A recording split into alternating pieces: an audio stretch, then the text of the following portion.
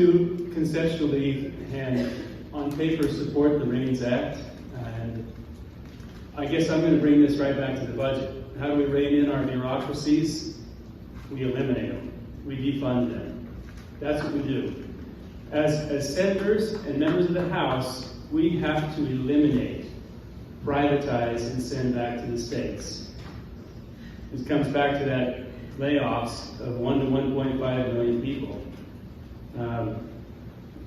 That sounds repetitive, but that's the ticket. We got to get our budget under control. I'll tell you,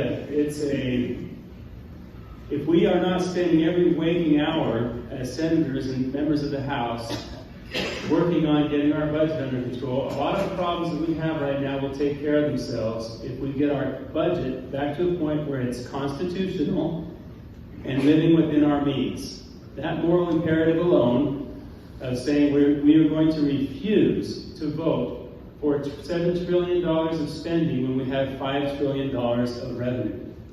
I don't understand how anybody can sit there and vote for debt ceiling suspensions, continued resolutions, especially knowing what is in these bills. I mean, Mike Lee does a pretty good job. Mike, you do a good job of pointing out some of that stuff that's in these bills. It's just, are you kidding me? What are we paying for? Transgender surgeries in Iraq?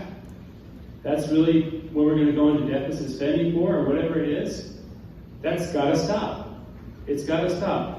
We will rein in our bureaucracies by eliminating them, by defunding them.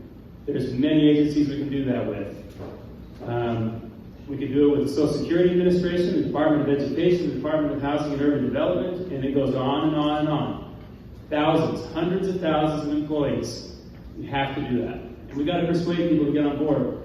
It's better to live a life where we don't answer to our government all the time.